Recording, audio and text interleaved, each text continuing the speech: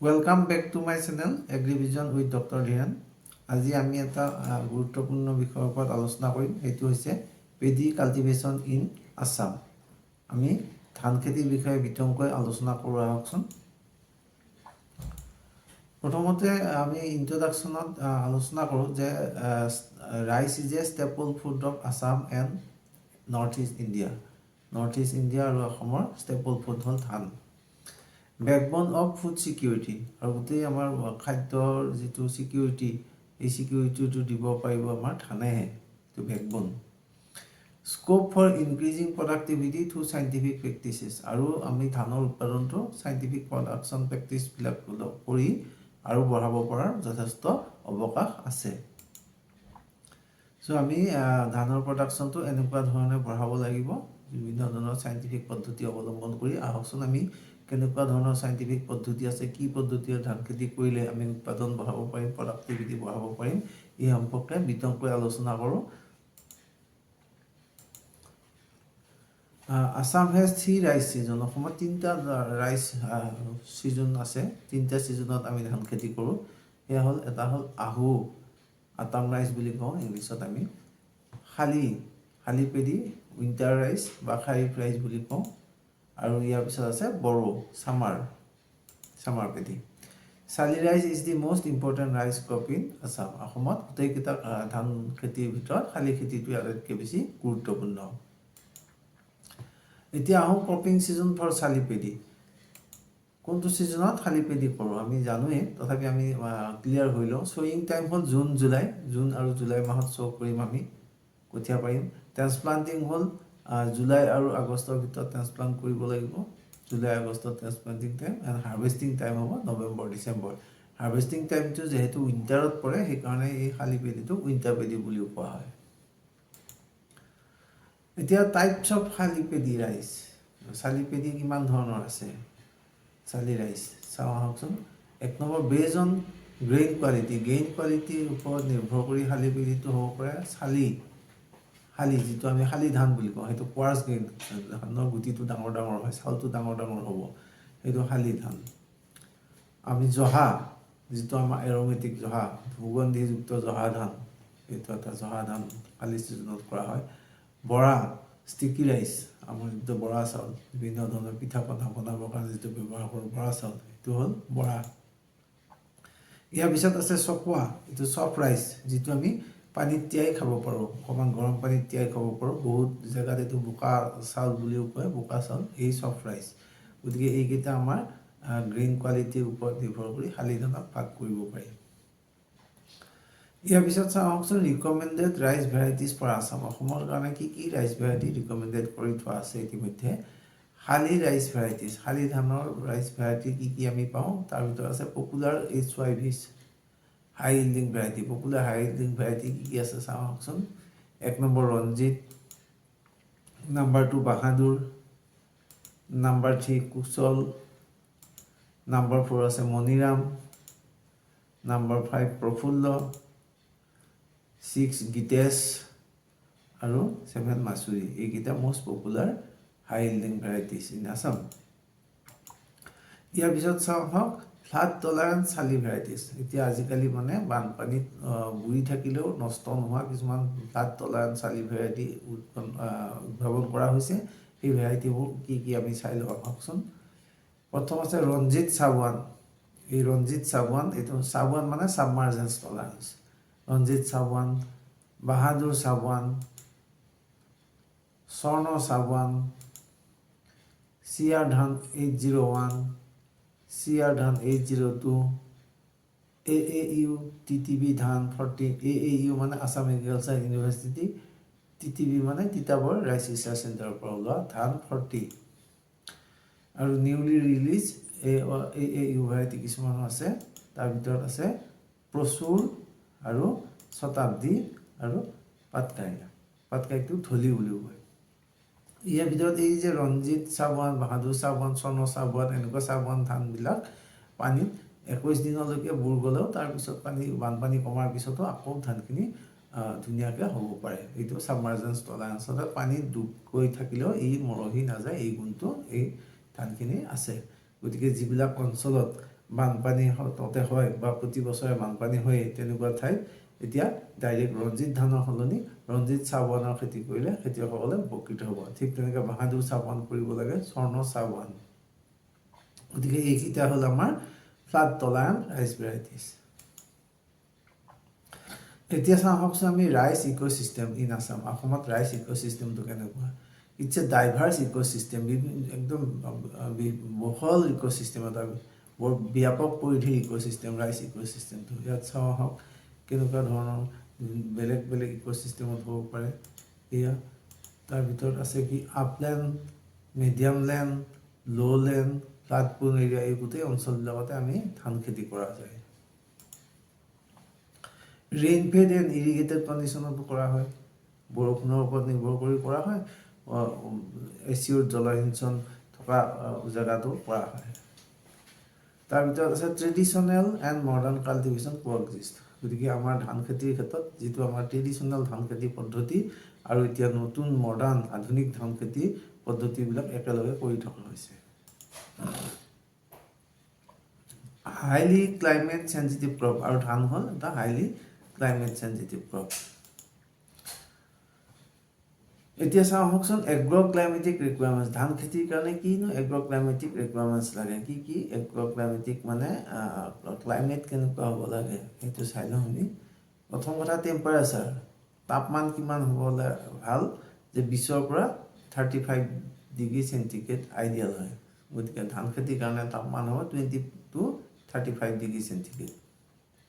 Rainfall 1000 to 2000 millimetre বছৰি, এইটো well distributed হ'ব লাগে, ইভেনলি ডিষ্ট্ৰিবিউটেড হ'ব লাগে। গতিকে এয়া আমাৰ অসমৰ সততে পাই থকা চিনাৰিও ধান খেতিৰ সময়ত, বিশেষকৈ শালি ধানৰ সময়ত। আৰু চইলটো কেনেকুৱা লাগে ধান খেতিৰ কাৰণে? ক্লে টু ক্লে লোম প্ৰিফাৰ্ড। ক্লে, যদিও বিভিন্ন ধৰণৰ মাটিত ধান খেতি হ'ব পাৰে, কিন্তু ক্লে চইল, বোকা মাটি বা ক্লে লোম, বোকা পলসুৱা মাটি ভাল হয় বেছি। Slightly acidic soil common in Assam, আৰু অসমৰ মাটিটো স্লাইটলি এচিডিক, গতিকে এচিডিক চইলত, স্লাইটলি এচিডিক চইলত ধান ভাল হয়।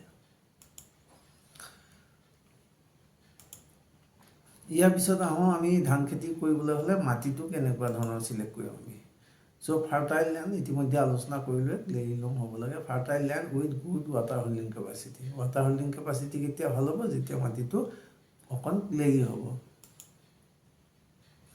তাৰপিছত আছে মিডিয়াম টু ল' লেণ্ড প্ৰিফাৰ্ড। বৰ বেছি একেবাৰে ওখ মাটি ভাল নহয় বা একেবাৰে বহুত দ মাটিও নহয়, মিডিয়াম ল' লেণ্ড ভাল হয়। এভইড হাইলি চেণ্ডি চইল। বৰ যদি বালিখৰীয়া মাটি হয়, এইটো ধান খেতি ভাল নহয়। গতিকে তেনেকুৱা মাটিত আমি ধান খেতি কৰিবলৈ যাব নালাগে, এভইড কৰাই ভাল। ইয়াৰ পিছত আছে এনচিয়ৰ ড্ৰেইনেজ ফেচিলিটি। ড্ৰেইনেজ কৰিব পৰা সুবিধাটো থাকিব লাগে, পানী উলিয়াই দিব পৰা সুবিধাটো থাকিব লাগে। যদিও ধান খেতিত আমি পানী ৰাখি খেতি কৰোঁ, পানী ৰাখিব লাগে, কিন্তু সময়ে সময়ে পানীখিনি উলিয়াই দিব পৰা সুবিধা থাকিলে বেছি ভাল হয়।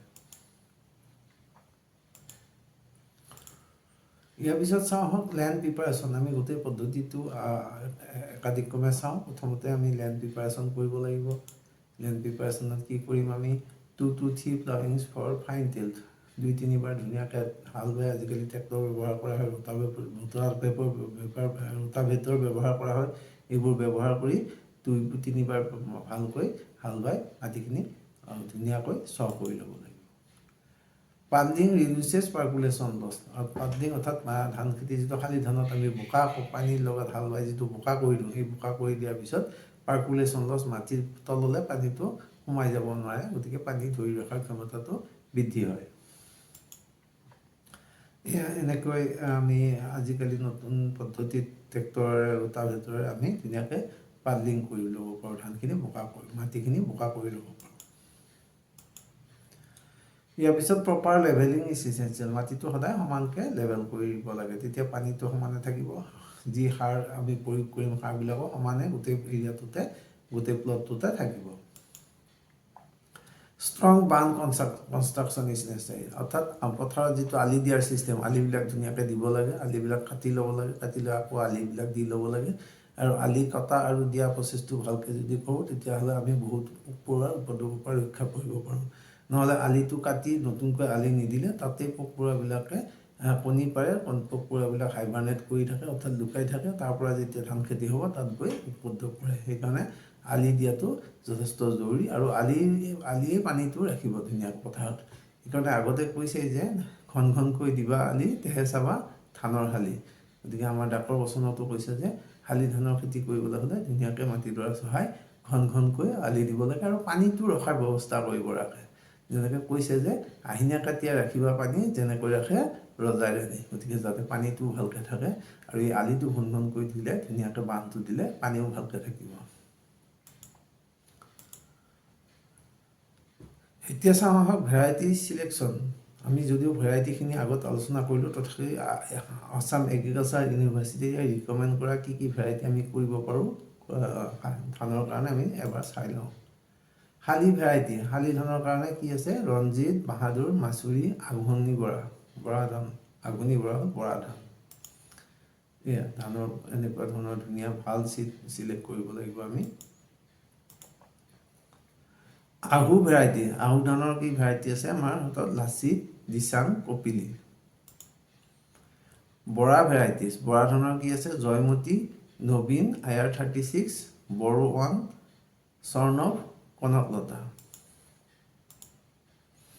ইয়াৰ পিছত চাওঁ আহক চিড ৰেট, আমাক কিমান চিড লাগিব। আমি যদি ট্ৰান্সপ্লান্টেড ৰাইচ, যিটো আমি শালি ধানত ট্ৰান্সপ্লান্ট কৰিব ৰুই পেলাই কৰোঁ, সেইটোত কিমান লাগিব? প্ৰতি হেক্টৰৰ কাৰণে 20ৰ পৰা 25 কেজি লাগিব, অৰ্থাৎ 7.5 বিঘাত 20ৰ পৰা 25 কেজি লাগিব। যদি ডাইৰেক্ট চিডেড, যিটো আহু ধানত কৰোঁ ডাইৰেক্টলি সিঁচি দিওঁ, তেতিয়াহ'লে আমাৰ ধানৰ বীজ বেছি লাগিব, 60ৰ পৰা 80 কেজি প্ৰতি হেক্টৰত। আৰু হাইব্ৰিড ৰাইচৰ ক্ষেত্ৰত কম লাগিব, 15ৰ পৰা 20 কেজি লাগিব প্ৰতি হেক্টৰত। গতিকে এইখিনি চিড এই হিচাপত লাগিব। আৰু আমি সদায় চিডটো ইউজ চাৰ্টিফাইড চিড অনলি, সদায় চাৰ্টিফাইড চিডটোহে ব্যৱহাৰ কৰিব লাগে। য'ত কোনো নাম গুণ নথকা বীজ যদি ব্যৱহাৰ কৰোঁ, তেতিয়া আমি ভাল ফচল নিশ্চয়কৈ নাপাম। ইয়াৰ পিছত আহোঁ চিডখিনি কেনেকৈ ট্ৰিট কৰি ল'ব লাগিব। চাওক চিডখিনি শোধন কেনেকৈ কৰিম। Seed treatment, salt water solution remove chaffy seeds, অকণমান নিমখ পানীত কমকৈ নিমখ দি 1% নিমখ পানীত যদি ধানখিনি অকণমান জুবুৰিয়াই দিওঁ, তেতিয়াহ'লে পতানখিনি ওপৰত উঠি যাব, আৰু সেই পতানখিনি আমি পেলাই দিব লাগে। তাৰপিছত ফাংগিচাইড ট্ৰিটমেণ্ট, ফাংগিচাইড কি কি ট্ৰিটমেণ্ট কৰিম? এটা আছে কাৰ্বেণ্ডাজিম, নহ'লে ট্ৰাইচাইক্লাজোল। এই কাৰ্বেণ্ডাজিম বা ট্ৰাইচাইক্লাজোল এনেকুৱা ধৰণৰ বজাৰত কিনিব পোৱা যায়। এইভাবে আমি চিডখিনি শোধন কৰি ল'ব লাগিব। তাৰপিছত বায়' ট্ৰিটমেণ্ট উইথ ট্ৰাইক'ডাৰ্মা, আজিকালি ট্ৰাইক'ডাৰ্মা পোৱা যায়। ট্ৰাইক'ডাৰ্মা এবিধ ফাংগাছ, ই বায়'লজিকেল কণ্ট্ৰল কৰে, বেলেগ ফাংগাছৰ গ্ৰোথ হ'ব নিদিয়ে। গতিকে এই ট্ৰাইক'ডাৰ্মা ভিৰিডি বা ট্ৰাইক'ডাৰ্মা হাৰ্জিনিয়াম লৈ পেলাই চিডখিনি আমি শোধন কৰি ল'ব লাগে। এয়া চিডবিলাকত এনেকুৱা ধৰণৰ পেষ্টিচাইড ব্যৱহাৰ কৰা হয়। তাৰপিছত আছে ৰিডিউচ চিড বৰ্ণ ডিজিজেছ, এইবিলাকে আমাৰ চিড বৰ্ণ যিমানবিলাক ডিজিজ আছে, চিডত ঢুকাই থকা যিমানবিলাক ফাংগেল বেক্টেৰিয়েল এইবিলাক বেমাৰ, এনেকুৱা ধৰণৰ চিড ট্ৰিটমেণ্ট কৰি ল'লে তেতিয়াহ'লে তাৰ পৰা আমি ৰক্ষা পাব পাৰিম। তাৰপিছত নাৰ্চাৰী ৰেজিং, নাৰ্চাৰীখন কেনেকৈ বনাম চাই লওঁ আহক। চিডলিংখিনি কেনেকৈ কঠীয়াতলীত ৰেজ কৰিম। প্ৰথম কথা হ'ল wet bed nursery common in Assam, অসমৰ ক্ষেত্ৰত আমি ভিজা যিটো নাৰ্চাৰী কঠীয়াতলী, এইটো আমাৰ ভিজা কঠীয়াতলী ব্যৱহাৰ কৰা হয়। এনেকুৱা ধৰণৰ কঠীয়াতলী অসমৰ কাৰণে ব্যৱহাৰ কৰা হয়, শালি ধানৰ, বিশেষকৈ শালি ধানৰ কাৰণে এইবোৰ নাৰ্চাৰী বেড। তাৰপিছত raise bed and FI incorporation, প্ৰথমতে বেডটো অকণমান ওখ কৰি ল'লোঁ, চাৰিওফালে আলি দি তাতে অলপ ফাৰ্ম ইয়াৰ্ড মেনিয়ৰ অৰ্থাৎ পচন সাৰ যোগাৰ কৰি দিব লাগিব, পচন সাৰ মিলাই ল'ব লাগিব। তাৰপিছত চিড চকিং, চিডটো 24 ঘণ্টা চক কৰিম, পানীত তিয়াই ল'ম 24 ঘণ্টা প্লাছ 24 ঘণ্টা ইনকুবেশ্যন, পানীৰ পৰা 24 উঠাৰ পিছত আকৌ 24 ঘণ্টা বামত ৰাখি ইনকুবেট কৰিব লাগিব, যাতে তাৰ পৰা গজালিবিলাক ওলায়। এখন মৰাপাতৰ বস্তা ঢাকি থ'ব লাগে, নতুবা কলপাতৰ পাত ঢাকি থ'লে সোনকালে গজালিবিলাক ওলাব। এইখিনি আমাৰ খেতিয়কসকলে জানে। মেইনটেইন থিন চিডলিং ডেনচিটি, আৰু যে কঠীয়াটো পাৰিম, কঠীয়া পাৰোঁতে খুব ডাঠকৈ কঠীয়া পাৰিব নালাগে, অলপ পাতলকৈ পাৰিব লাগে। পাতলকৈ পাৰিলে কঠীয়াখিনি হেল্ডি হ'ব আৰু হেল্ডি কঠীয়া ৰুলেহে ফিল্ডত পিছত ভাল ফচল আমি পাব পাৰিম। এতিয়া চাওঁ হওক technique of raising rice seedling. চিডলিংটো কি টেকনিকত আমি বনাব পাৰোঁ সেই টেকনিকখিনি চাই লওঁ। Number 1 wet bed nursery. আমি ক'লোঁ এইটো অসমত common. Raise on puddle suitable for sali and boro. Sali আৰু বড়ো ধানৰ কাৰণে এই ৱেট বেড নাৰ্চাৰী কৰিব লাগিব। এইটো বোকা কৰি তাতে কঠীয়া সিঁচা হয়, যিটো আমাৰ কমন প্ৰেক্টিছ। ছাইট চিলেকশ্যন, কেনেকুৱা ঠাইত কঠীয়া তলিখন হ'লে ভাল। চাওঁ ফাৰ্টাইল লুমি চইল হ'ব লাগিব। কঠীয়া তলি য'ত কঠীয়া পাৰিম সেইটো ফাৰ্টাইল হ'ব লাগিব, যথেষ্ট সাৰুৱা আৰু লুমি চইল। পলসুৱা মাটি তাৰমানে লুমি চইল মানে। নিয়াৰ টু ৱাটাৰ চ'ৰ্চ, আৰু পানী য'ত আছে পুখুৰী বা খালৰ ওচৰত হ'লে তেতিয়াহ'লে সুবিধা হ'ব। ফ্ৰী ফ্ৰম ছেড, আৰু কোনো ছাঁ পৰা জেগাত গছৰ তলত এনেকুৱা কঠীয়া তলি কৰিব নালাগে। গছৰ তলত যদি কঠীয়া তলি হয় কঠীয়াখিনি মানে খেলখেলীয়া যিটো কয় লেৰেলা হ'ব আৰু তাত পোক পৰুৱাৰ উপদ্ৰৱ বাঢ়িব। ক্ল'জ টু মেইন ফিল্ড, আৰু মেইন ফিল্ডখনৰ ওচৰতে হ'লে কঠীয়া কঢ়িয়াই নিয়াৰ আমাৰ যিটো কষ্টটো যথেষ্ট লাঘৱ হ'ব, গতিকে মেইন ফিল্ডখনৰ ওচৰতে হ'লে সুবিধা হয়। এতিয়া আহোঁ চিড ৰেট। চিড ৰেট কিমান লাগিব? 40 to 50 kg seed per hectare in main field. Nursery কিমান চাইজৰ লাগিব? 800 to 1000 metre square for 1 hectare. গতিকে কিমান 1 হেক্টৰ মাটিৰ কাৰণে 7.5 বিঘা মাটিৰ কাৰণে লাগিব 800 to 1000 metre square area nursery. Bed size কেনেকুৱা হ'লে সুবিধা হ'ব চাওকচোন। উইথ বহলটো লাগিব 1 to 1.5 মিটাৰ বহল, আৰু লেন্থটো কনভিনিয়েণ্ট, নিজৰ সুবিধা মতে লেন্থটো হ'ব পাৰে। গতিকে বহলটো হ'ব 1 to 1.5 metre. Seed treatment, salt water treatment আমি ক'লোৱে অলৰেডি। তাৰপিছত ফাংগিচাইড ট্ৰিটমেণ্ট ক'লোঁ, কাৰ্বেণ্ডাজিম প্লাছ থিৰামেদি আমি থিৰাম যিকোনো এটালৈ ট্ৰিটমেণ্ট কৰিব পাৰোঁ। বায়' ট্ৰিটমেণ্ট ট্ৰাইকোডাৰ্মা, এইখিনি আমি আগত আলোচনা কৰিলোঁ।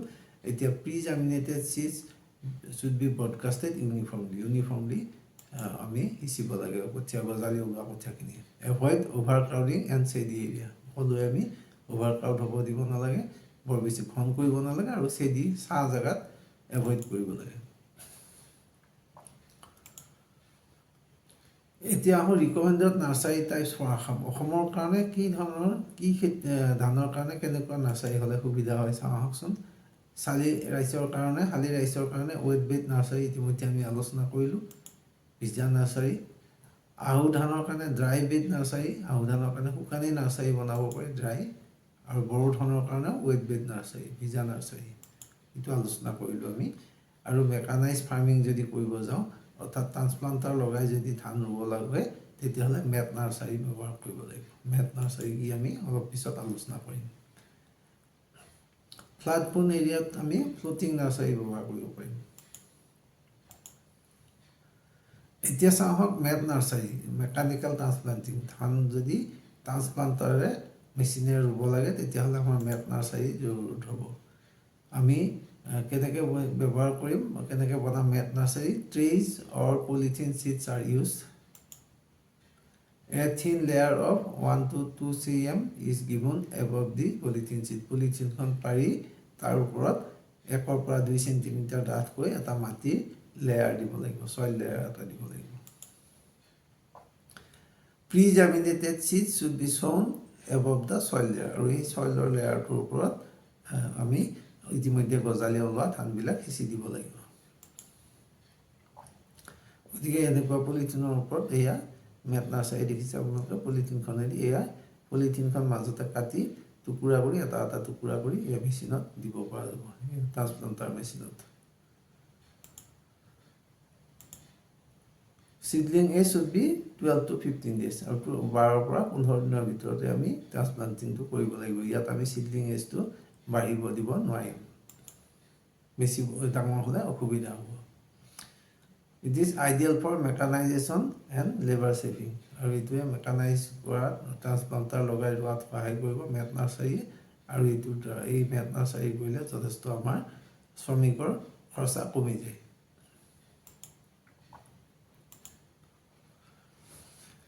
ইয়াৰ পিছত চাওকচোন গুড লিষ্ট চিডলিং কেনেকুৱা ধৰণৰ চিডলিং আচলতে আমি ৰুব লাগে কেনেকুৱা ধৰণৰ কঠীয়া ৰুব লাগে 1 নম্বৰতে হ'ব লাগে 4 to 5 লিভছ 4-5টা লিভ হ'ব লাগে তাতকৈ বেছি লিভ হোৱালৈকে আমি ৰখিব নালাগে কঠীয়াৰ বয়স বেছি হ'লে পিছত আমি ফসল কমকৈ পাম শৰ্ট এণ্ড ষ্টাউট ষ্টেমডাল শৰ্ট হ'ব লাগিব আৰু ধুনীয়া শকত আবত হ'ব লাগিব খেলখেলীয়া কঠীয়াৰ পৰা আমি ভাল ফসল নাপাম হেল্ডি ৰুট ছিষ্টেমটো ভাল হ'ব লাগিব ধুনীয়াকৈ ৰুট গ্ৰোথ হ'ব লাগিব আৰু ডাৰ্ক গ্ৰীণ কালাৰ গতিকে ডাৰ্ক গ্ৰীণ কালাৰৰ কঠীয়া হ'ব লাগিব মানে হালধীয়া পৰি যোৱা ৰঙা পৰি যোৱা মূৰৰ ফালে শুকাই যোৱা এইবিলাকত আচলতে বহুত সময়ত বেমাৰ থাকে কণী থাকে গতিকে তেনেকুৱা কঠীয়া আমি পচন্দ কৰিব নালাগে বাছনি কৰিব নালাগে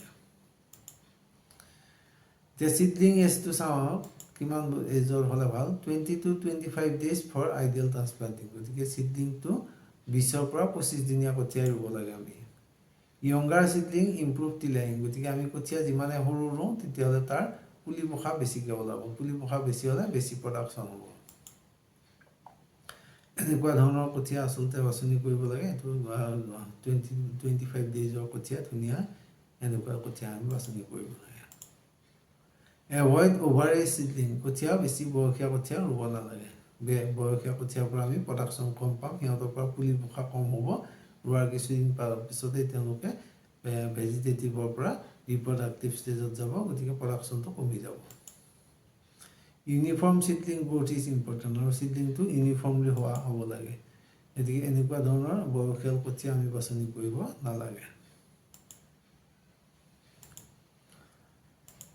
ইয়াৰ পিছতে চাওঁ আহক ডাইৰেক্ট চিডিং ডাইৰেক্টলি সিঁচি দিয়া মেথড আজিকালি ডাইৰেক্ট চিডলিং মেথড ব্যৱহাৰ কৰা হয় ডাইৰেক্ট চিডেড ৰাইচ যিহেতু আমাৰ টিলেজ প্ৰচেছটো পপুলাৰ হৈ আহিছে আৰু হাল বাওঁতে যথেষ্ট পৰিমাণে খৰচা হয় গতিকে ডাইৰেক্টলি কৰিব পাৰি নেকি it saves labour and water direct seeding ৰাইচত ইনক্ৰিজিং এডাপশ্যন ইন আছাম অসমত এইটো পৰিমাণে বেছি হৈছে এনেকুৱা ধৰণৰ ড্ৰাম চিডাৰেদি চিডটো ডাইৰেক্টলি চিডিং কৰি দিয়া যায় এইখন ঠেলি লৈ গ'লে ইয়াৰ পৰা চিডটো এটা নিৰ্দিষ্ট ব্যৱধানত পৰি যাই থাকিব তেনেকৈ ডাইৰেক্টলি চিডিং কৰা হয় এতিয়া আহোঁ ট্ৰেন্সপ্লান্টিং মেথড ট্ৰেন্সপ্লান্ট কৰোঁতে কেনেকৈ কৰিব লাগে চাওকচোন কঠীয়াটো ৰুওঁতে কেনেকৈ ৰুওঁ আমি 2 পৰা 3ডাল চিডলিং পাৰ আহে প্ৰতিটো গোছাতে 2ডাল বা 3ডালহে কঠীয়া দিব লাগে তাতকৈ বেছি দিব নালাগে চেলো প্লান্টিং প্ৰিফাৰ্ড আৰু কঠীয়াটো ৰুওঁতে একেবাৰে বোকাত বহুত দলৈকে হেঁচি দিব নালাগে ওপৰতে ৰাখিব লাগে বেছি দলৈ হেঁচি দিলে সেইটোৰ পৰা ৰুট গ্ৰোথটো কমি যায় আৰু তাৰ গ্ৰোথটোও কমি যায় আৰু এনেও শালি ধানৰ মাটি প্ৰস্তুত কৰোঁতে বহুত দকেও হাল বাব নালাগে বৰ দকৈ যদি ট্ৰেক্টৰ লগাই ৰোটাভেটৰ লগাই মাটিটো ওপৰতল কৰি দিয়া যায় তেতিয়াহ'লে ওপৰৰ সাৰুৱা মাটিত তললৈ সোমাই যায় যাৰ ফলত প্ৰডাকশ্যনটো কমিহে যায় এভইড ডিপ প্লান্টিং গতিকে মই ক'লোৱে বহুত দলৈকে সোমাই ৰুব নালাগে এই আমি ধান ৰোৱাৰ দৃশ্য হাততে দেখোঁ স্পেচিং নৰ্মেল স্পেচিং হ'ল নৰ্মেল ৰাইচৰ ক্ষেত্ৰত স্পেচিং হ'ব 20 to 25 চেণ্টিমিটাৰ 20 চেণ্টিমিটাৰ এটা লাইনৰ পৰা এটা লাইন আৰু এটা গুচিৰ পৰা এটা গুচিলৈকে 15 চেণ্টিমিটাৰ যদি আমি SRI চিষ্টেমত কৰোঁ SRI চিষ্টেম এটা আছে এইটো চিষ্টেম অফ ৰাইচ ইনটেনচিফিকেশ্যন বুলি কয় য'ত বহুত কোমল কঠীয়া ৰোৱা হয় আৰু এডাল দুডালকৈ ৰোৱা হয় এইটোত হ'ব কিন্তু ইয়াৰ পুলি কাটিবলৈ যিহেতু বহুত দিন পায় সেইকাৰণে ইয়াত অলপ পাতলকৈ ৰোৱা যায় 25 চেণ্টিমিটাৰ বাই 25 চেণ্টিমিটাৰ মেইনটেইন ইউনিফৰ্ম স্পেচিং আৰু স্পেচিংটো সদায় ইউনিফৰ্ম হ'ব লাগে গোটেই দৰাতে সমান ধৰণৰ স্পেচিং থাকিব লাগে ৱাইডাৰ স্পেচিং ইম্প্ৰুভছ এৰেশ্যন গতিকে অকণমান স্পেচিংটো ৱাইড হ'লে এইটো এৰেশ্যনটো ভালকৈ পায় এৰেশ্যনটো ভালকৈ পাই থাকিলে বহুত বেমাৰ আজাৰৰ পৰা ৰক্ষা পোৱা যায় আৰু উদ্ভিদৰ গ্ৰোথটো যথেষ্ট ভাল হয় হেল্পছ ৰিডিউচেছ ডিজিজ ইনচিডেঞ্চ সেইটো ক'লোৱে মই যদি ৱাইডাৰ কৰা হয় তেতিয়াহ'লে ডিজিজ পেষ্টৰ ইনচিডেঞ্চটো কমি থাকে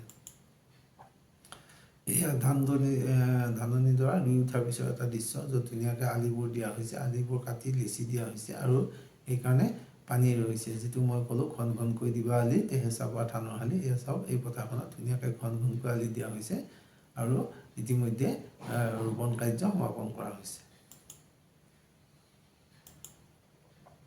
gap feeling within 7 to 10 days 7 পৰা 10 দিনৰ ভিতৰত যিবিলাক কঠীয়া মৰি যোৱা দেখায় সেইখিনি অতি শীঘ্ৰে 7 পৰা 10 দিনৰ ভিতৰতে গেপ ফিলিং কৰিব লাগে তাতকৈ দেৰিকৈ গেপ ফিলিং কৰিলে লাভ নহয় এতিয়া আহোঁ নিউট্ৰিয়েণ্ট মেনেজমেণ্ট কি ধৰণৰ সাৰ দিব লাগিব কেনেকৈ দিব লাগিব চাওঁ আহকচোন apply FIM or compost 5 to 10 ton per hectare প্ৰতি হেক্টৰত 5 পৰা 10 টন পচন সাৰ ব্যৱহাৰ কৰিব লাগে এয়া পচন সাৰ দিয়া হৈছে গ্ৰীণ মেনিয়ৰিং ধনচা ক্ৰপ আজিকালি বহুত পপুলাৰ হৈছে গ্ৰীণ মেনিয়ৰিং ধনচা ক্ৰপ আমি ধান সিঁচাৰ আগতেই ফাগুন চ'ততেই ধনচা গুটি আমি ধাননি পথাৰডৰাত সিঁচি দিব লাগে আৰু যেতিয়া ধনচাখিনি প্ৰায় 1-1.5 ফুট ওখ হয় ঠিক ফুলিবৰ আগে আগে ধনচাখিনি কাটি মাটিৰ লগত মিলাই দিলে মাটিৰ সাৰৰ পৰিমাণ যথেষ্ট বাঢ়ি যায় এইটো হ'ল ধনচা আমাৰ যিটো খুঞ্চি বুলি কয় আৰু ভাৰ্মি কম্পোষ্ট দিব পৰাকৈ যদি আমি কেঁচু সাৰ দিব পাৰোঁ তেতিয়া প্ৰডাকশ্যন যথেষ্ট পৰিমাণে বৃদ্ধি পায় এজলা কাল্টিভেশ্যন আমাৰ যিটো পুনি যদি আমি ধানতলিত হ'ব দিওঁ আৰু সেইটো মাটিৰ লগত যেতিয়া মিলি যায় তাৰ পৰাও যথেষ্ট পৰিমাণে আমি জৈৱিক সাৰ পাব পাৰোঁ এই প্ৰচেছবিলাকে আমাৰ কি কৰিব ইম্প্ৰুভ ছইল হেল্থ মাটিৰ স্বাস্থ্যটো উন্নতি কৰি যাব ইছেঞ্চিয়েল ফৰ ছাষ্টেইনেবল ফাৰ্মিং আৰু এনেকৈ যদি আমি কৰোঁ তেতিয়াহ'লে আমাৰ কৃষিখন বহনক্ষম কৃষি হ'ব combine organic and inorganic sources গতিকে আমি ফাৰ্টিলাইজাৰ দিওঁতে জৈৱিক আৰু অজৈৱিক দুটা ধৰণৰ মিক্স কৰি দিবলৈ চেষ্টা কৰিব লাগে এতিয়া আহোঁ ফাৰ্টিলাইজাৰ ৰিকমেণ্ডেশ্যন কিমানকৈ ফাৰ্টিলাইজাৰ দিব লাগে চাওকচোন জেনেৰেল ড'জ জেনেৰেলি আমি ধানৰ এটা জেনেৰেল ড'জ কওঁ 60-20-40 kg NPK পাৰ হেক্টৰ সেইটো যদি আমি ইউৰিয়া SSP হিচাপত পাৰ বিঘা উলিয়াই দিওঁ এনেকুৱা হ'ব ইউৰিয়া 17 পৰা 18 kg প্ৰতি বিঘাত SSP 16 পৰা 17 kg প্ৰতি বিঘাত আৰু MOP হ'ব 9 kg প্ৰতি বিঘা হিচাপত দিব লাগিব should be based on soil testing report আসলে এইটো ব্ল্যাঙ্কেট জেনারেল ডোজে কিন্তু প্রতিটো মাটিৰে সাৰৰ পৰিমাণটো বেলেগ বেলেগ থাকে ফাৰ্টিলিটি ষ্টেটাছটো বেলেগ বেলেগ থাকে সেয়ে আমি সাৰ দিয়াৰ আগতে ইমান সম্ভৱ মাটিটো টেষ্ট কৰি লৈ সেই মতেহে সাৰ দিব লাগে এই আমি সাৰ প্ৰয়োগ দেখিছোঁ ফাইনেল লোৱাৰ আগতে বেচেল ডোজ দিছে increase nitrogen in high yielding varieties আৰু হাই ইল্ডিং ভেৰাইটিবিলাকত অকণমান নৰ্মেল ড'জতকৈ বেছি নাইট্ৰজেনৰ প্ৰয়োজন হ'ব ইউজ বায়' ফাৰ্টিলাইজাৰ হোৱেৰ পচিবল আমি যিমান দূৰ সম্ভৱ পাৰি বায়' ফাৰ্টিলাইজাৰ ব্যৱহাৰ কৰিব লাগে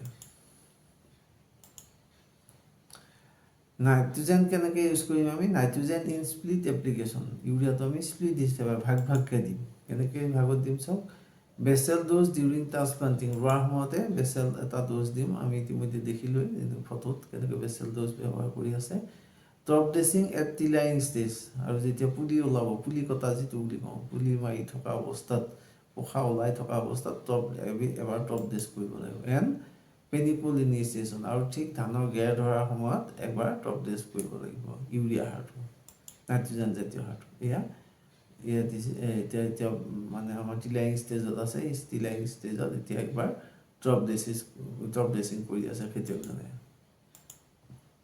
এভইড ছিংগল হেভি এপ্লিকেশ্যন আৰু এবাৰতে ইউৰিয়া সাৰ বা নাইট্ৰজেন জাতীয় সাৰ বেছিকৈ দি দিব নালাগে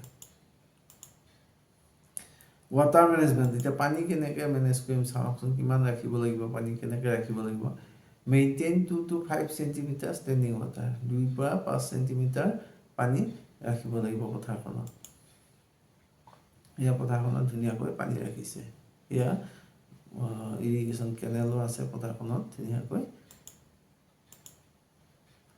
ড্ৰেইন অকেজনেলি ফৰ এৰেশ্যন আৰু সম্ভৱ যিমান সম্ভৱ 10-15 দিনৰ মূৰে মূৰে এবাৰ পানীখিনি উলিয়াই দিয়াৰ ব্যৱস্থা কৰিব লাগে আৰু সেইটো কৰিলে যথেষ্ট পৰিমাণে এৰেশ্যন হ'ব বায়ু পাব বায়ু চলাচল হ'ব বায়ু চলাচল হ'লে শিপাৰ গ্ৰোথ ভাল হ'ব শিপাৰ গ্ৰোথ ভাল হ'লে প্ৰপাৰ গ্ৰোথ ভাল হ'ব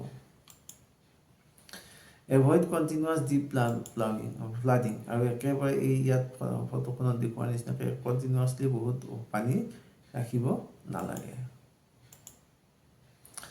এনচিঅ'ৰ প্ৰপাৰ ড্ৰেইনেজ এইটো ক'লোৱে মই পানীটো ওলাই যোৱাৰ ব্যৱস্থা কৰিব লাগে ড্ৰেইনেজ ফেচিলিটিটো থাকিব লাগে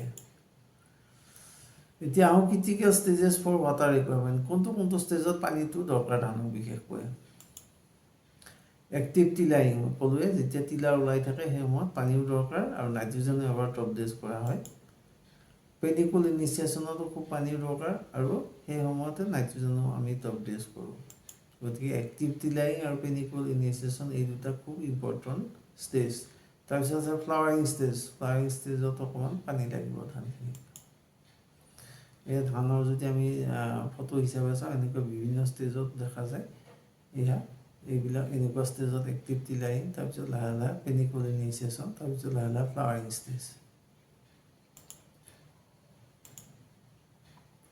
আৰু গ্ৰেইন ফিলিং ষ্টেজ যেতিয়া ধানটো ধানত লাগিব ধানৰ ভিতৰত গুটি হ'ব সেই সময়তো যথেষ্ট পৰিমাণে পানীৰ প্ৰয়োজন হয় এতিয়া আহোঁ উইড মেনেজমেণ্ট বনবাদ কেনেকৈ নিয়ন্ত্ৰণ কৰিম চাওকচোন first weeding at 20 to 25 day after transplanting day after transplanting 20 পৰা 25 দিন পিছত আমি এবাৰ উইডিং কৰিব লাগিব ছেকেণ্ড উইডিং বনবাদ নিৰাব লাগিব দ্বিতীয়বাৰ বনবাদ কেতিয়া নিৰাম এট 40 days আফটাৰ ট্ৰান্সপ্লান্টিং ৰোৱাৰ 40 দিনৰ ভিতৰত আমি দ্বিতীয়বাৰ বনবাদ নিৰণি কৰিম এয়া 20 days আফটাৰ ট্ৰান্সপ্লান্টিং আমাৰ ৰোৱনীসকলে বনবাদ নিৰাই আছে মেকানিকেল অৰ মেনুৱেল উইডিং আজিকালি উইডিং কৰিবৰ কাৰণে বিভিন্ন ধৰণৰ উইডাৰ ওলাইছে কৰ্ণৰ উইডাৰ এইবিলাক উইডাৰ এইবিলাকেদি মেকানিকেলি সহজতে উইডিং কৰিব পাৰি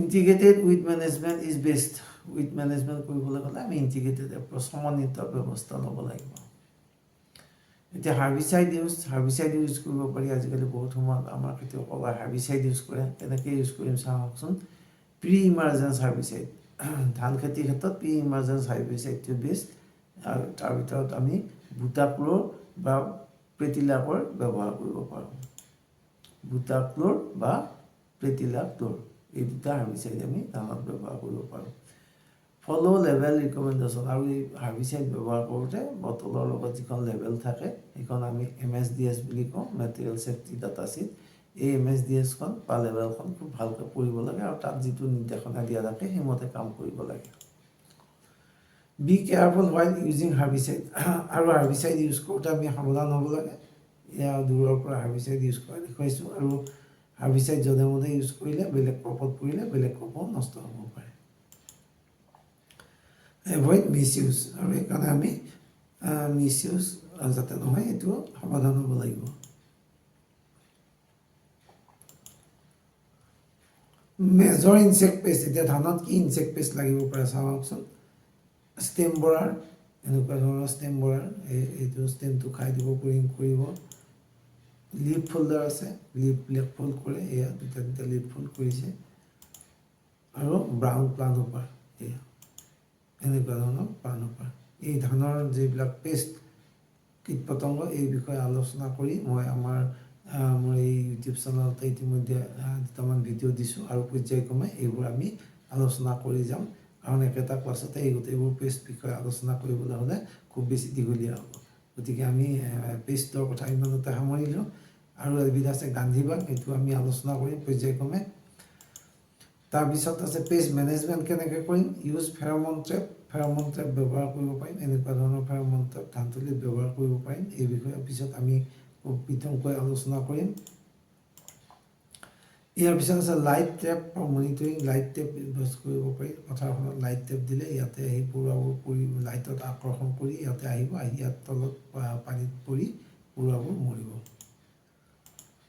আৰু বেলেঞ্চ ফাৰ্টিলাইজেশ্যন বেলেঞ্চ হিচাপে দিব লাগে আমি কৈছোঁৱে আগতেও যে আমি নাইট্ৰজেনটো এক্সেছ দিলে এই পোক পৰুৱা আক্ৰমণ বাঢ়ি যাব বেমাৰ আজাৰৰ আক্ৰমণ বাঢ়ি যাব গতিকে বেলেঞ্চ হিচাপত দিব লাগিব ফ'ল' IPM প্ৰিন্সিপল আৰু ইণ্টিগ্ৰেটেড পেষ্ট মেনেজমেণ্টৰ প্ৰিন্সিপলবিলাক ফ'ল' কৰিম আমি ইণ্টিগ্ৰেটেডলি পেষ্ট মেনেজ কৰিব লাগিব ইয়াৰ পিছত আমাৰ মেজৰ ডিজিজ কি আছে ডিজিজ আছে ব্লাষ্ট ডিজিজ ধানবিলাক এনেকুৱা পাতবিলাক জ্বলি যায় এইবিলাক এই বিষয়েও আমি ইতিমধ্যে মোৰ এই চেনেলতে আলোচনা কৰিছোঁ আৰু পৰ্যায়ক্ৰমে আমি আলোচনা কৰি যাম। বেক্টেৰিয়েল লিভ লাইট এইটো বেক্টেৰিয়েল লিভ লাইট বেক্টেৰিয়াজনিত বেমাৰ এই বিষয়ে আমি ইতিমধ্যে এটা ভিডিঅ' এই চেনেলতে দিয়া আছে। সিড লাইট ব্ৰাউন স্পটৰ বিষয়ে আমি আলোচনা কৰিছোঁ ইতিমধ্যে। গতিকে আজি আৰু ইয়াত ডিজিজখিনিৰ বিষয়ে বিতংকৈ আলোচনা নকৰোঁ। এই ডিজিজ মেনেজমেণ্টৰ বেছিক প্ৰিন্সিপল কি হ'ব আমাৰ ইউজ ৰেজিষ্টেণ্ট ভেৰাইটি। আমাৰ যিটো ৰেজিষ্টেণ্ট ভেৰাইটি আছে বিভিন্ন বেমাৰ এগেইনষ্টে সেইমতে আমি ৰেজিষ্টেণ্ট ভেৰাইটি ইউজ কৰিব লাগিব। চিড ট্ৰিটমেণ্ট আমি ক'লোৱে আগতেই চিড ট্ৰিটমেণ্টৰ বিষয়ে। এভইড এক্সেছিভ নাইট্ৰজেন দিলে বেমাৰ বেছি হ'ব, সেইটো এভইড কৰিব লাগিব। আৰু টাইমলি ফাংগিচাইড স্প্ৰে আৰু উপযুক্ত সময়ত দৰকাৰ পৰিলে আমি ফাংগিচাইড ব্যৱহাৰ কৰিব পাৰিম। এতিয়া আহোঁ হাৰ্ভেষ্টিং। কেতিয়া হাৰ্ভেষ্টিং কৰিব পৰা হ'ব? Harvest at 80 to 85% gain maturity. 80 পৰা 85% ধান যেতিয়া সম্পূৰ্ণকৈ পকিব তেতিয়াই ধানটো কাটিব পৰা হয়। এতিয়া ধান এনেকুৱা মেচিউৰ হৈছে, এয়া কাটিব হৈ গৈছে। Moisture content should be around 20 to 25 আৰু জলীয় বাষ্পৰ পৰিমাণ 20 পৰা 25% থাকিব লাগিব। সেইখিনি সময়তে হাৰ্ভেষ্ট কৰিলে ভাল হয়। এভইড ডিলে হাৰ্ভেষ্টিং আৰু ধানটো চপাবলৈ দেৰি কৰি নাথাকিব। ধানটো যদি ডিলে কৰি চপাবলৈ তেতিয়াহ'লে যথেষ্ট পৰিমাণে লছ হয়। প্ৰিভেণ্ট চাটাৰিং লছেছ আৰু ধানবিলাক সৰি পৰে, গতিকে সেইবিলাক প্ৰিভেণ্ট কৰিবৰ কাৰণে আমি টাইমলি হাৰ্ভেষ্ট কৰিব লাগিব। এতিয়া আহোঁ থ্ৰেচিং এণ্ড ড্ৰাইং। ধানটো হাৰ্ভেষ্ট কৰাৰ পিছত চপোৱাৰ পিছত আমি কেনেকৈ মৰণা মাৰিম আৰু শুকাম চাওকচোন। থ্ৰেচিং উইদিন 1 to 3 days হ'লে ভাল। এদিন বা দুদিনৰ পিছতেই ধানখিনি পথাৰৰ পৰা চপাই অনাৰ পিছত মৰণা মাৰিব লাগে। আজিকালি এনেকুৱা মৰণা মৰা বিভিন্ন ধৰণৰ মেচিন ওলাইছে। এইবিলাক ট্ৰেক্টৰ মাউণ্টেড মেচিন, ট্ৰেক্টৰৰ লগত সংযোগ কৰি এইবোৰ অনা নিয়া কৰা যায় আৰু খুব কম সময়ৰ ভিতৰতে যথেষ্টখিনি ধান মাৰি উলিয়াব পাৰে। আৰু ছান ড্ৰাই প্ৰপাৰলি আৰু মৰাৰ পিছত ধানখিনি ধুনীয়াকৈ ৰ'দত শুকাই ল'ব লাগে। মইচাৰ কণ্টেণ্টটো যাতে 20% হয়। ৰিডিউচ মইচাৰ 12 to 14% আৰু এই 20% যেতিয়া ধানৰ প্ৰথমতে আছিলে সেইটো শুকোৱাৰ পিছত গৈ কিমান হ'ব লাগিব? 12 পৰা 14%। আৰু ক্লিন গ্ৰেইন বিফৰ ষ্ট'ৰেজ আৰু সংৰক্ষণ কৰাৰ আগতেই বস্তাত ভৰোৱাৰ আগতে গ্ৰেইনখিনি ধুনীয়াকৈ ধান গুটিখিনি ধুনীয়াকৈ চাফ চিকুণ কৰি ল'ব লাগিব। ষ্ট'ৰেজ আমি ক'ত কেনেকৈ ষ্ট'ৰ কৰিম চাওকচোন। Use moisture proof storage. Dry and ventilated area, শুকান জেগাত ষ্ট'ৰেজ কৰিব লাগে আৰু ভেণ্টিলেটেড য'ত বতাহ চলাচল কৰিব পৰা সুবিধা আছে তেনে জেগাতে ধানটো ষ্ট'ৰ কৰিব লাগে। এয়া চাওক বস্তাত ধুনীয়াকৈ কেনেকুৱা ষ্ট'ৰ কৰিছে। প্ৰটেক্ট ফ্ৰম ৰোডেন্স আৰু আমাৰ এন্দুৰ নিগনিৰ বহুতো সমস্যা হয়, গতিকে এন্দুৰ নিগনিৰ পৰা বচাই ৰাখিব লাগিব। এই সম্পৰ্কে আমি পৃথকে আলোচনা কৰিম। ইউজ ইম্প্ৰুভ ষ্ট'ৰেজ বিন আৰু ষ্ট'ৰেজ বিনবিলাক ধুনীয়া ইম্প্ৰুভ চাইজৰ হ'ব লাগিব। ভাল চাইজৰ ধুনীয়া ষ্ট'ৰেজ বিনত আমি ছেভ কৰিব পাৰোঁ আৰু এইবিলাক ধান কেনেকৈ ধুনীয়াকৈ ষ্ট'ৰ কৰিছে আমি দেখি পাইছোঁ। ইল পটেঞ্চিয়েল। এতিয়া আমি আহোঁ ইল কিমান হ'ব পাৰে, উৎপাদন কিমান হ'ব পৰা সম্ভাৱনীয়তা থাকে। ট্ৰেডিশ্যনেল ভেৰাইটিত 2 পৰা 3 টন প্ৰতি হেক্টৰ পাব পাৰোঁ।